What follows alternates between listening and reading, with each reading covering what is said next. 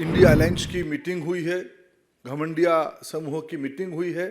केजरीवाल जी क्यों चुप हैं? नीतीश कुमार जी क्यों चुप हैं? तेजस्वी यादव साहब का क्या कहना है इस विषय पे? अखिलेश जी क्यों चुप हैं इस विषय में? ममता जी तो दुर्गा पूजा को लेके इतना अभिमान करने वाले हैं, हमें भी अच्छा लगता है, भले ही टीका ना लगाए, लेकिन वो चुप क्यों है? जब काशी तमिल संगमम आयोजन किया गया तब अनुभव हुआ तमिलनाडु की सर्व समाज की श्रद्धा काशी विश्वनाथ जी से जुड़ा हुआ है। सर्व समाज में जब कहता हूं सर्व समाज, जिनको तमिलनाडु के बारे में धारणा नहीं है,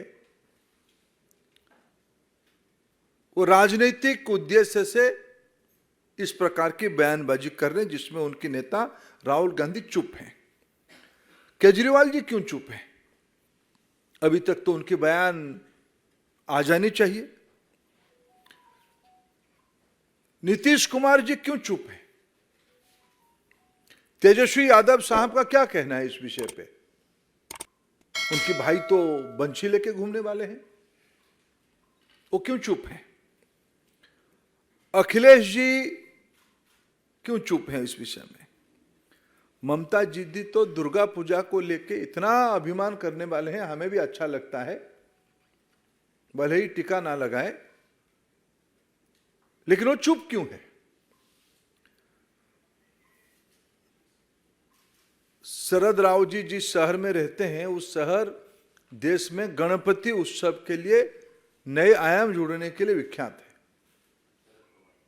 शरद पवार जी, श्रद्धा से उनको शरद राव जी बड़े लोग, बड़े आदमी हैं, मेरा भी श्रद्धा है व्यक्तिगत रूप में, लेकिन वो चुप क्यों है? क्या आपको सियासत इतना मजबूर कर दिया है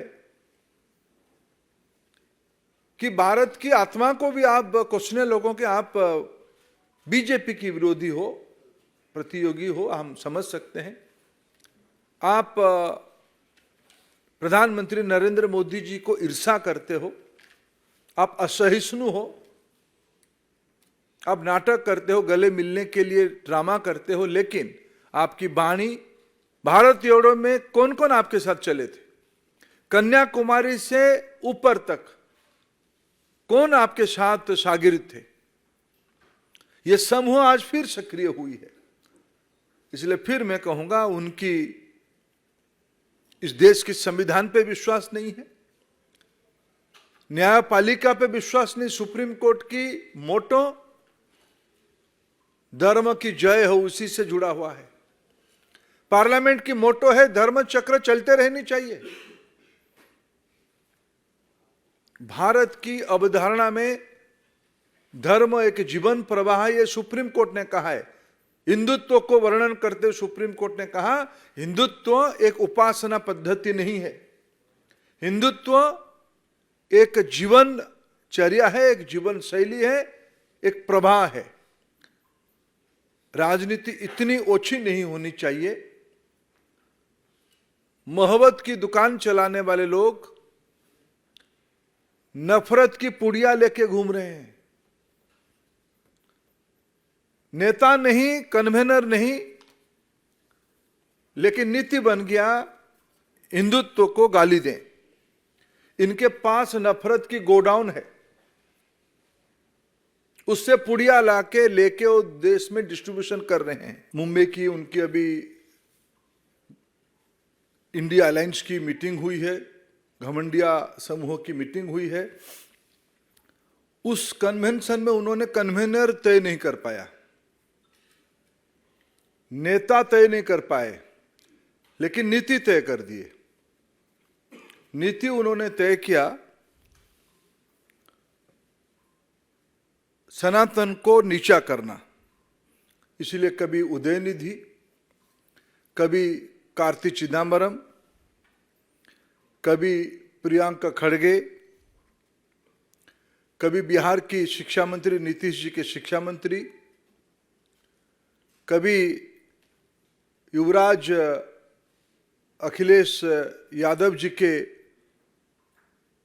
प्रमुख नेता स्वामी प्रसाद मौर्य जी, कभी केजरीवाल जी के नेता गौतम जी, ये सब एक योजना के तहत अलग अलग समय में इस काम पे लग गए हैं।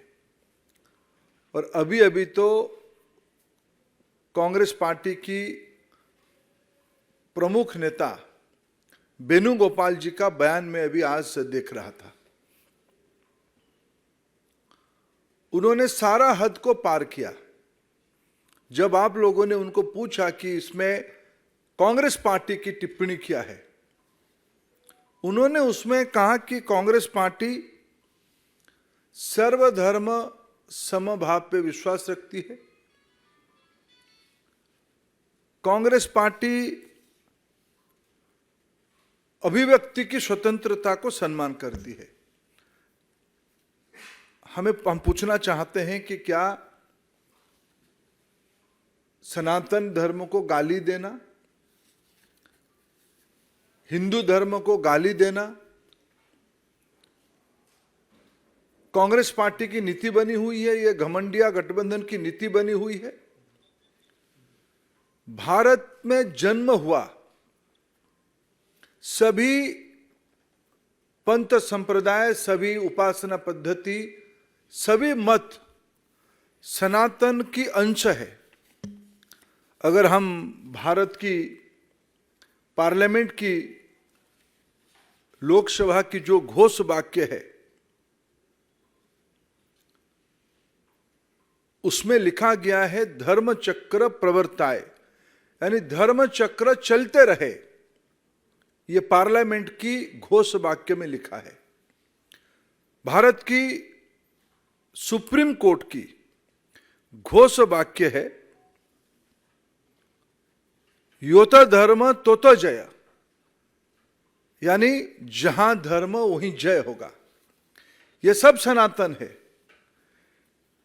क्या गांधी परिवार को खुश करने के लिए, मैं इसलिए 2014 की बात, 2009 की बात याद करता हूं, 2014 की बात याद करता हूं, और सुप्रीम कोर्ट की हेट स्पीच को याद दिलाता हूं।